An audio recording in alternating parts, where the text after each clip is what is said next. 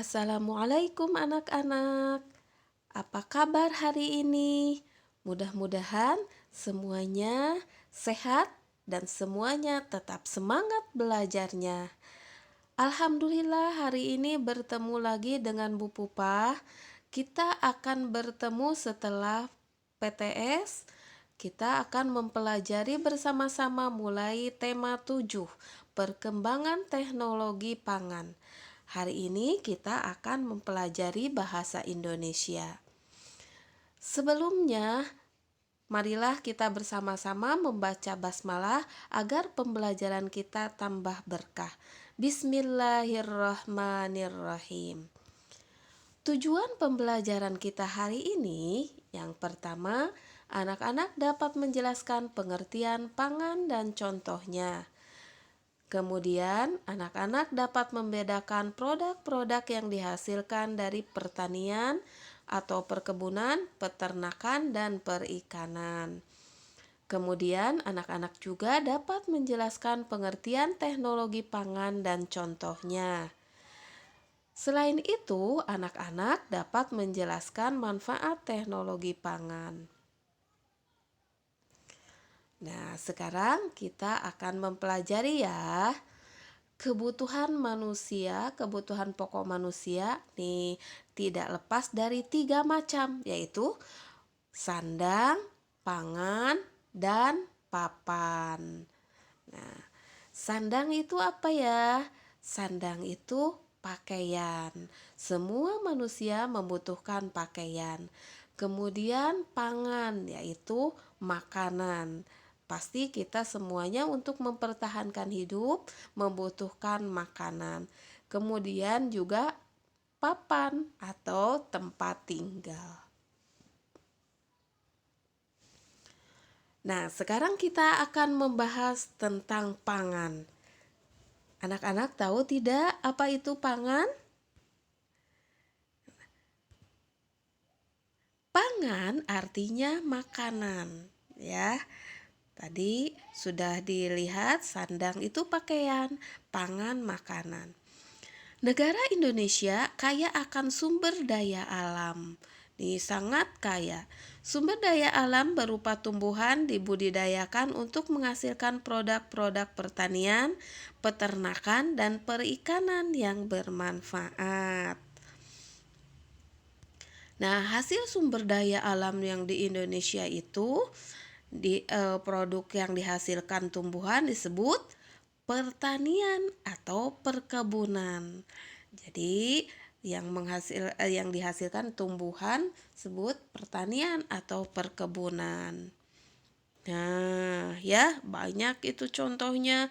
Ada padi, kentang, ya ubi, kemudian kacang hijau, ada juga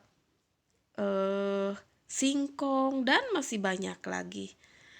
Sementara produk yang dihasilkan dari hewan disebut produk peternakan dan perikanan ya. Banyak sekali tuh ya.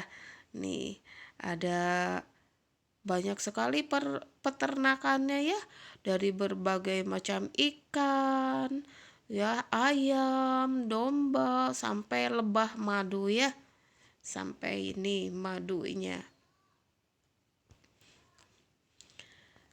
Anak-anak, produk pertanian atau perkebunan, peternakan dan perikanan dapat ditingkatkan manfaatnya dengan menggunakan teknologi pangan. Selain kita menggunakannya, memanfaatkannya secara langsung, kita juga dapat menggunakan teknologi pangan untuk pemanfaatannya lebih ditingkatkan lagi. Teknologi pangan adalah penggunaan ilmu pengetahuan untuk mengolah pangan atau makanan, ya. Jadi, teknologi untuk mengolah makanan disebut teknologi pangan. Teknologi pangan penting untuk menghasilkan jenis makanan baru. Nah, kita sering contohnya banyak sekali hasil teknologi pangan yang kita makan. Nah, sekarang dilihat contohnya jenis-jenis produk pertanian, peternakan, dan perikanan yang menggunakan teknologi pangan. Contoh, pertanian. Asalnya ada kacang kedelai. Kacang kedelai kita bisa memanfaatkannya digoreng, disayur, dan lain sebagainya. Itu secara langsung. Hasil teknologi pangan, kacang kedelai itu bisa menghasilkan tempe, tahu, kecap, susu kedelai, sehingga bisa digunakan lebih bervariasi dan lebih awet. Kemudian ada singkong. Singkong bisa dimanfaatkan secara langsung dengan cara dikukus ya. Kemudian juga dengan cara direbus. Nah, untuk memanfaatkan ditingkatkan lagi yang lainnya bisa menjadi keripik, dakak-dakak ya, sehingga bisa diawetkan, bisa dimakannya atau dimanfaatkannya lebih lama. Kentang. Nah, anak-anak, kentang bisa dibikin sayur, bisa disambal goreng, atau direbus saja dimakan. Tapi itu bersifatnya tidak bertahan lama. Dengan teknologi pangan, maka kentang anak-anak bisa menjadi keripik. Anak-anak suka beli ya, ada contohnya potatoes gitu ya. Nah, itu eh, merupakan hasil teknologi pangan dari kentang ya. Selanjutnya banyak lagi. Kalau dari hasil perkebunan, contohnya nanas, stroberi, coklat. Nah, selain bisa dimakan atau dimanfaatkan secara langsung, nah, nanas, stroberi, dan coklat juga bisa dibuat oleh teknologi pangan sehingga lebih awet dan lebih bermanfaat, menjadi selai, menjadi dodol ya. Kemudian kelapa. Kelapa juga selain bisa digunakan untuk airnya diminum langsung, atau kelapanya bisa digunakan untuk bumbu dapur ya, menjadi santan. Nah, juga hasil teknologinya bisa dibuat nata de coco santan ya. Sekarang santannya diawetkan. Nata de coco juga itu bisa berbulan-bulan ya.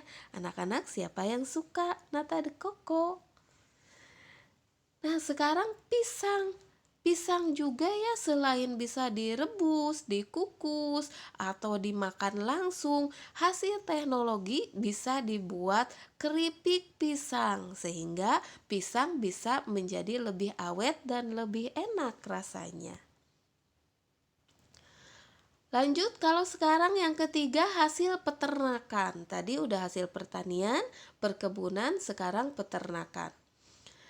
Contoh peternakannya ya, hasil peternakan ada daging sapi. Nah, itu bahan dasarnya daging sapi. Ya, daging sapi bisa dimasak langsung, tapi itu tidak bertahan lama.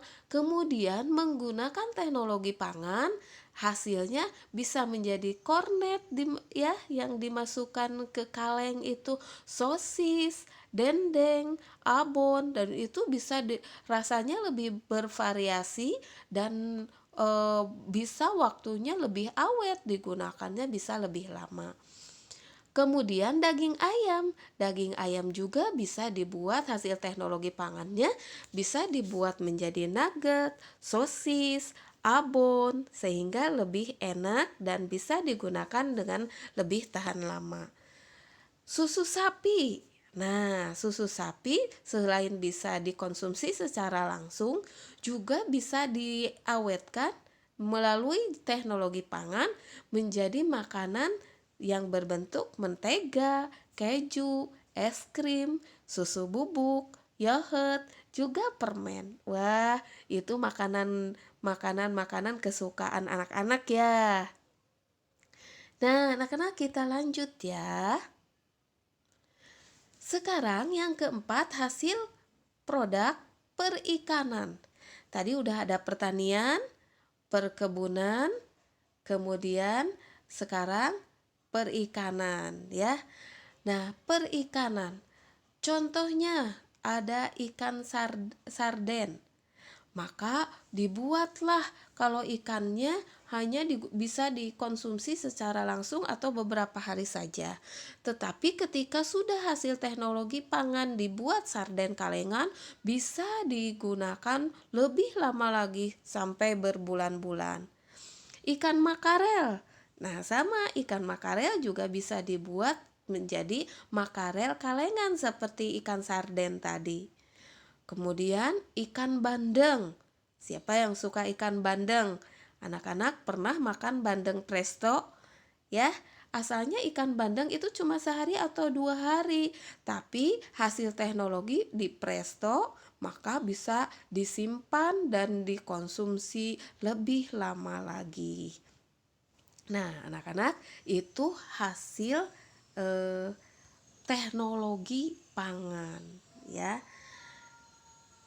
Nih, bahan pangan yang berasal dari hewan dan tumbuhan merupakan produk yang tidak tahan lama, sehingga memerlukan teknologi pangan yang hasilnya akan membuat produk-produk tersebut lebih bertahan lama.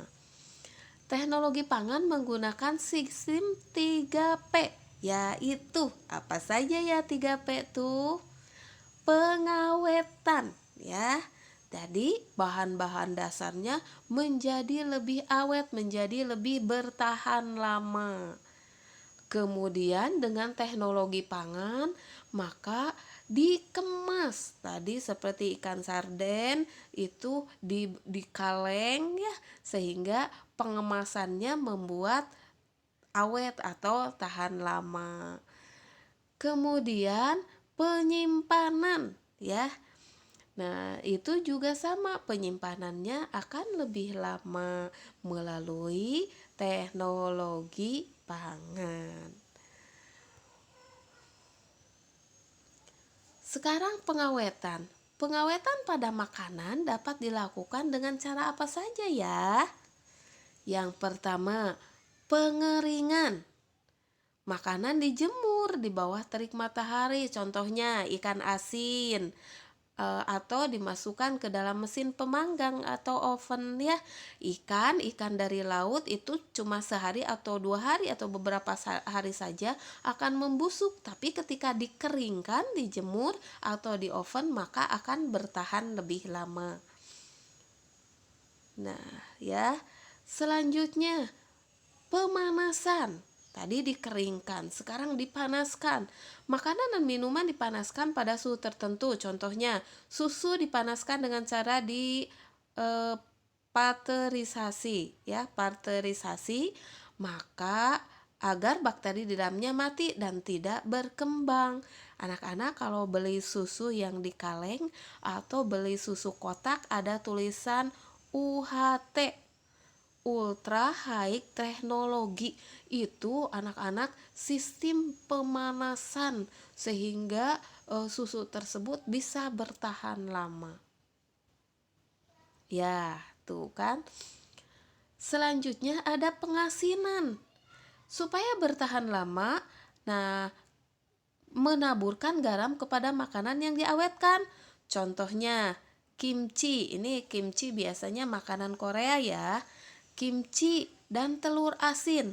Telur anak-anak kalau sudah direbus itu atau telur apa namanya telur yang hanya di biasa saja dimasak biasa itu hanya bertahan 1 hari saja contohnya atau 2 hari. Tapi kalau dibuat telur asin maka itu akan bertahan sampai berminggu-minggu ya. Nah, itu diawetkan.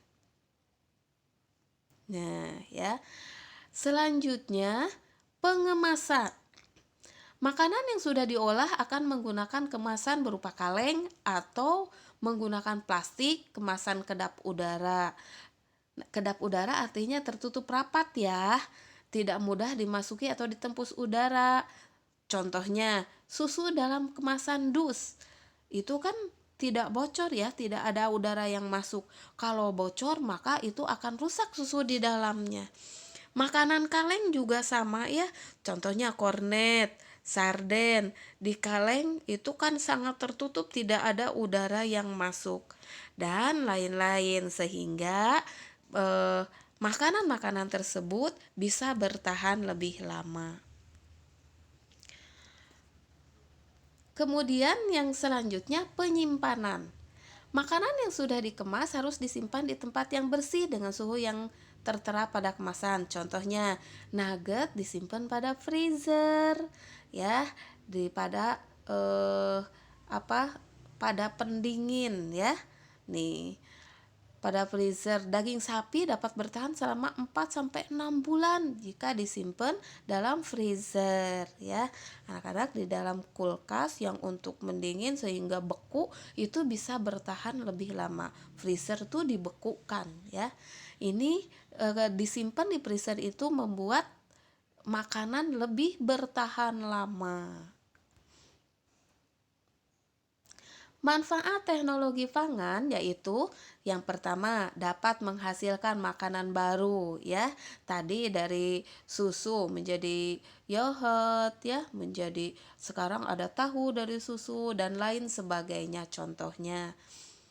Kemudian mengolah makanan agar tahan lama, ya. Asalnya dikonsumsi hanya sehari 2 hari, sekarang bisa disimpan sampai berbulan-bulan. Kemudian menjaga makanan agar tidak cepat busuk, ya. Nah, tadi kalau makanan yang asli itu cepat busuk, tapi kalau sudah menggunakan teknologi pangan, maka akan bertahan lebih lama.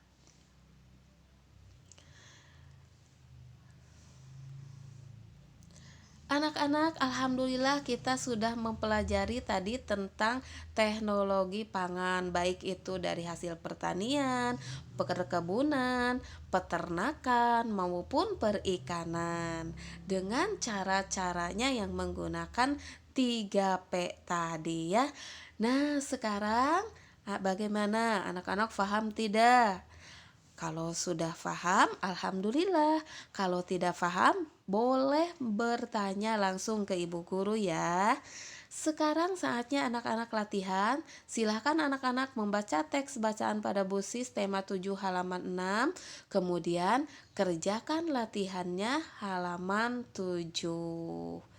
Ya. Anak-anak, alhamdulillah, terima kasih ya anak-anak sudah ikut belajar pada hari ini. Mudah-mudahan semuanya tetap sehat dan masih semangat belajarnya. Terima kasih, tetap jaga kesehatannya. Assalamualaikum warahmatullahi wabarakatuh.